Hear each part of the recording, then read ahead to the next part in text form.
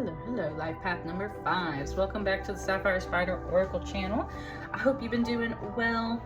We are checking in for a 2025 edition of the life paths. These are timeless readings, but of course, whenever you find this, the message is meant for you. Please like, share, comment, and subscribe if it resonates. Let me just give this deck a nice little pre-shuffle. But we're going to start with... Oopsie, I put some cards in there backwards. Hang on. Double check myself really quick. Okay. Okay, it was just those. All right. Those might come back to us. I saw just a couple of them. Put that aside. Let's start with your animal oracle card. Your energy is already really different from all my other life path readings. It's very, like, kind of fast-paced in here. So let's get started. That's where it wants both of my feet on the ground, eyes closed. That card right there. What you got? The heron. It's a symbol of life, feminine energy, and renewal. The heron is a bird of the water and is thus associated with feminine energy and regeneration. In ancient Egypt, which we're using an Egyptian deck today, the heron was the first transformer of the human soul after death. Because it was seen in flight over the fields when the Nile began to flood, it was associated with fertility and the renewal of life. In the Roman epic, the Aeneid, the heron is again a symbol of renewal and is depicted rising from the ashes of the burned city of Ardea. So we definitely got some feminine energy, some renewal, some kind of water energy in here. And it was just pointing out this person is wearing like feathers that are similar to the crane. So it's kind of talking to me like you were like that's your antenna. Like you were open to receive this energy. So it's coming to you, right? Kind of like when you match the vibe and these things will come to you. Put that up there. It's not speaking much though yet on that card. It wants to go ahead. Ooh, that's a lot of cards. Life Path 5, why is your energy all over the place? Hang on a second. That first card right there. This one.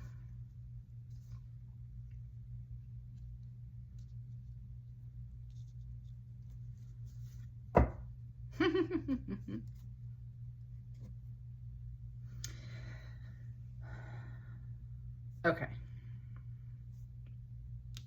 It's showing me this King of Cups and comparing it to this figure here. And I can't help it. In this deck, because of where the water is poised at, and then it's, you know, and then you look at this, I can't help it. It always looks like he's jacking off. And that's where it literally gave me Ken from the Barbie movie when he's like, I will beat you off, right? Nobody's gonna beat anybody off, okay? For some reason, it gave me that. Especially with the water, and Ken's only job is beach. It's like, it's saying, this is Ken. This is Ken. The King of Cups, King of Chalices. This is Ken.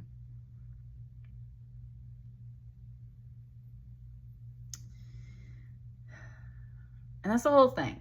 Ken is always trying to get Barbie's attention, right? Because that, like it says in that movie, Ken only has a good day if Barbie looks at him. So this is almost like, in a way, like Barbie is right here. That's what he's trying to attract, right? And it's like this is both him, but this is also Barbie. Like she's got her back turned because she's focused on other things. And right, also it talks about how like all the Kens get their brewski beers later, and it's like, bring me my cup, woman. So there's kind of this Ken energy coming off of this King of Cups here.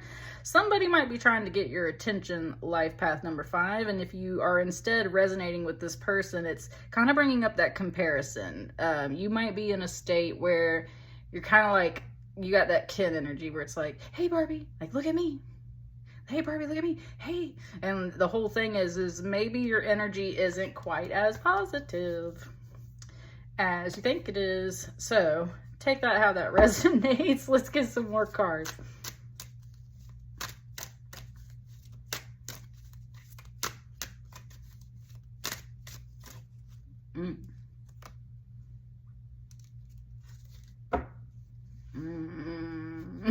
Got a tower on the bottom of the deck.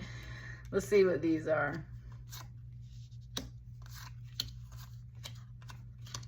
All right, you got 2 major arcana coming out over here.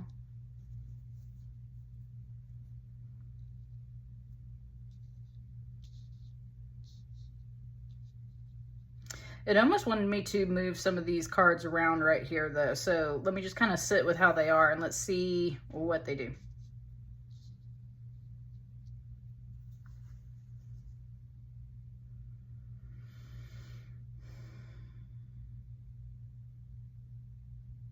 It's kind of starting right here, and it was like this boy was thinking back to this card, almost like it was memories. This 4 of Wands, almost like it was memories. And he was like, ever since I was a little boy, I wanted to, right? And this is a Knave of Cups, and then we got this King of Cups. So this King of Cups has definitely got some reflective energy over here. It's like, ever since I was a little boy, I like, and to me right now, it's giving me this thing of like, I wanted a family, or I wanted this happy life, right? A 4 of Wands is like everything coming together. It is usually represented by weddings, and weddings usually produce children. So there is a bit of a family vibe on a 4 of Wands, but it's kind of it's sort of the precursor to having those things. 4 of Wands is when like everything comes together and there's joy and there's happiness, but we have not yet built all that future, right? Very little boy right here. Kind of a teenage boy here, and now it's like a grown man. It's like, ever since I was a little boy, I wanted these things. A happy family, a happy life, a balanced, stable life and situation. And maybe they never got to have those things, right? Maybe they never got to have 2 healthy parents together in the same household. Maybe they never got to have this picture. So to them, especially with the King of Cups, that's in the emotions and the soul and everything. It's like, this is what I truly wanted.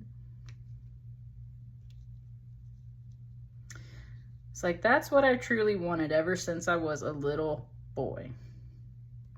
So then kind of coming back to that Ken and Barbie thing, right? You always played house with Ken and Barbie. And then there was like the little, God, I can't even remember.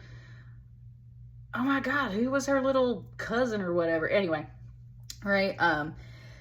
You had like the little Barbie that was like her little sister and stuff. And so it was just saying like, it's almost like someone really wants to play house, either with you or this is you talking about this, right? It's like, you really want to play house. And that's where I think that there's kind of this maybe like misunderstanding that playing house is not the same thing as actually like living a house, right? Like Barbie dream house versus Mojo Dojo Kaza house. So there's like this whole thing of like, somebody has a misinterpretation of what it is they truly wanted and how they're going to attract it. And they're kind of sort of attracting it with the wrong energy. Only because they're not seeing where just a little bit of this is askew, right? Kind of like this whole moment right here. It's like they're not understanding where some of this is a little askew. And that's why these cards are mostly positive though, because it's like, these are good things. These are all fine, right? Like everything's fine overall. It's just, there's a little tinge of like, you're not paying attention to me. Like, this is what I really want. And look at how much of this energy is all looking this way. To the left, to the feminine side, that's what I'm saying is like, they are trying to attract to this feminine energy, this fertility, this abundance, this kind of rebirth energy. And because they want this, and they have wanted it for a long time. So this is like a life goal over here. But it's just like, not quite on the right energy. And that's where it was kind of showing me how, you know, like Ken goes to the real world and learns that like men rule the world. Now this is Osiris, and so this is technically the underworld, and that's where like Barbie Land is a fake world, right? And the real world to them is, I guess you would kind of argue, it's like this underworld, right? Or overworld, something like that. He goes to that world, and that's where he realizes men rule the world, right? He discovers patriarchy. And that's the whole thing, is Ken comes back and kind of brings all of that with him.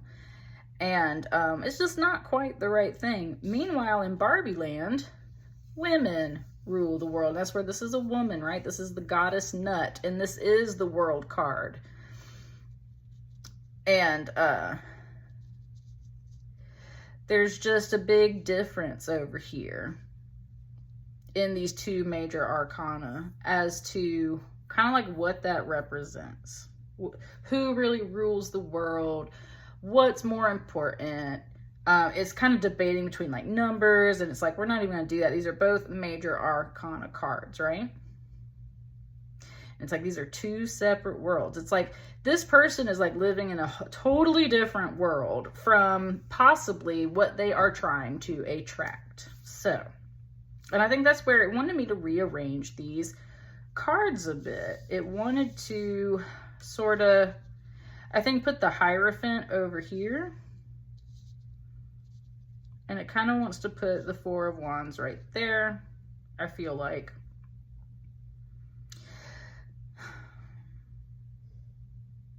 And that's because there's someone trying to point out to you that, like, perhaps what, and it's trying to be gentle with you. Like right now, like your guides are trying to explain this in a way that like doesn't offend, right? Or doesn't like throw off the whole thing.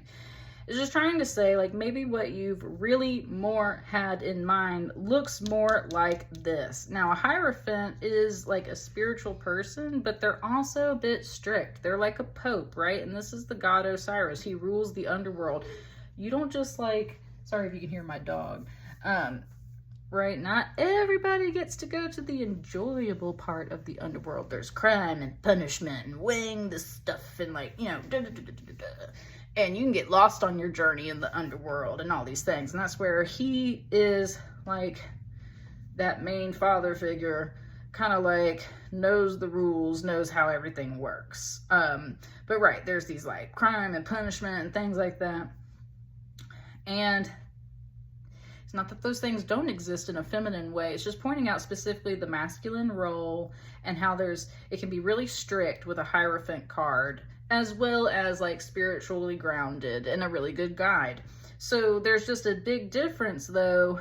There's a huge difference, it wants to say, between a Hierophant card and a Four of Wands, which does include this kind of feminine figure. And that's where it's like, you gotta include the feminine energy. If that's what you're trying to attract, you got to include that feminine energy in your picture of things. And it's kind of like, especially because there's that figure, it's like you've been kind of in this way, like worshiping this certain view, this one major, I would say, masculine view. And unfortunately, that particular view doesn't include a feminine energy. Ooh, and something said, so therefore you are not going to attract that energy. When you start to change your mind and include this in the picture, which there's, again, both masculine and feminine and kind of this overall feminine energy protecting the world, as in Egyptian mythology, right? The goddess Nut, she like milks the earth, right? Or she feeds the earth. She is the world. So that's the whole thing, is like when you include that, like the feminine feeds that, the feminine helps you create that. We got this kind of as a world in its own. It's like, so if you help me build this, all this stuff that includes kind of both energies, then we can finally get to this. It's like, this is an ideal over here. The guy like wants the woman to be free like a bird, but come to him and sit on his hand, right? And be sweet to him and do all these things. And it's like, but that's not how you've been presenting it. It's kind of like, bring me my beer. I rule the world, and someone's not leaving enough space for this feminine energy. And it said, this is a big deal too. It said, this is a big deal too. Someone's not leaving room for the feminine here. I want like one more card. Your reading's pretty cut and dry. It kind of wants this Seven of Swords.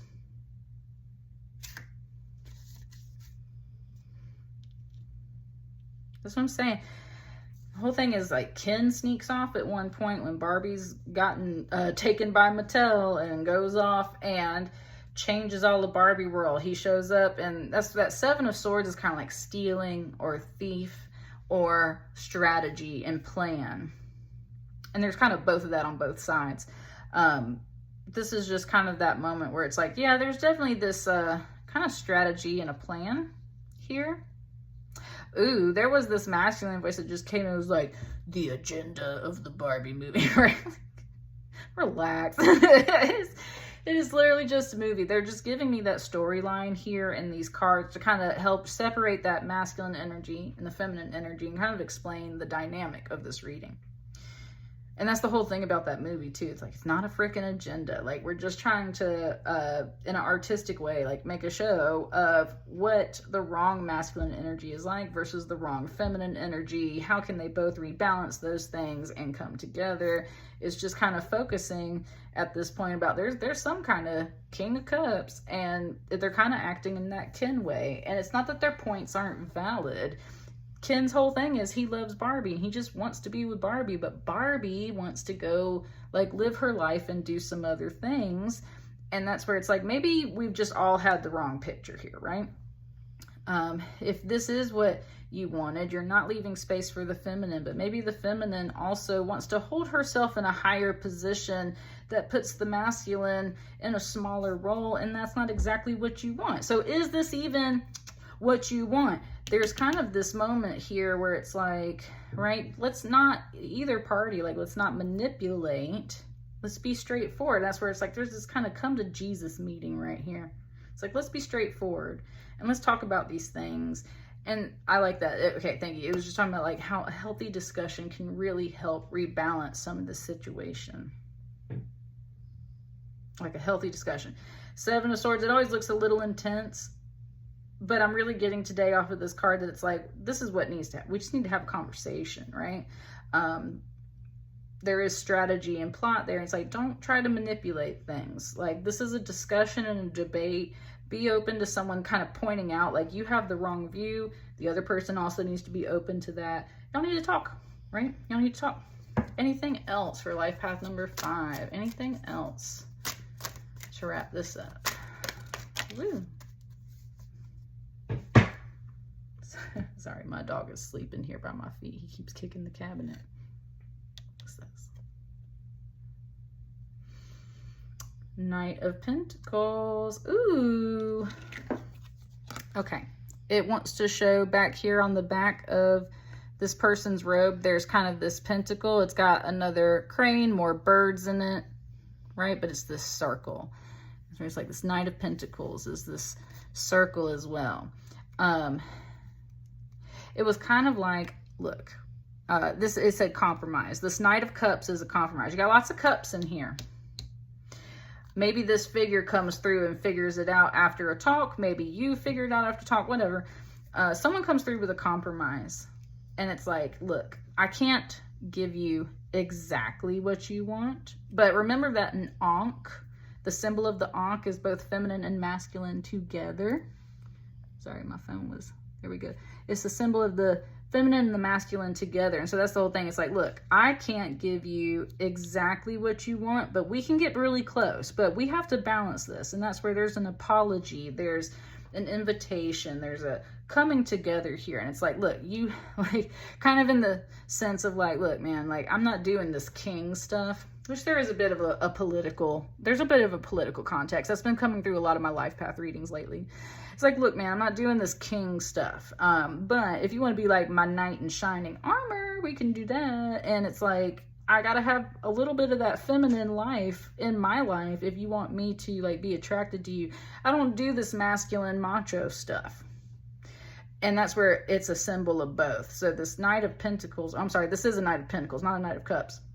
But it's kind of coming in like a Knight of Cups in that way. It's just showing me like those things that this person and you want in the it's not kind of saying like in the back of your heart, like those things that you don't really get to express a lot, those things that you truly want.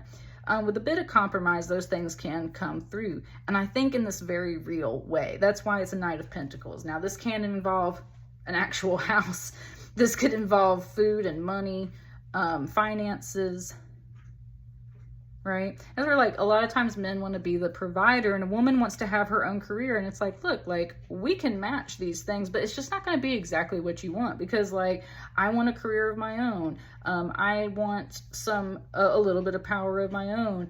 I need both the feminine and the masculine to vibe at the same time in my life, because I can't just do this like super masculine, overpowering provider stuff. It's like I got some of my own things that I like to provide for too. And I think that's the thing, is the feminine does see herself in a way as a provider over here. And I think that's the whole thing. She's like, I got this. I just need you to fill up my cup. But instead it's kind of like you want me to just fill up yours, and that's not how it works. We're going to fill up each other's cup. And I really feel like that's what this Knight of Pentacles is bringing. It's like some solid results, solid compromise, solid results is what I'm really feeling at the end of this reading. So you just had to change your views a little bit. I think both sides had to change their views a little bit and come to a compromise. But that's what I got for you, life path number 5. It's kind of short, sweet, and to the point.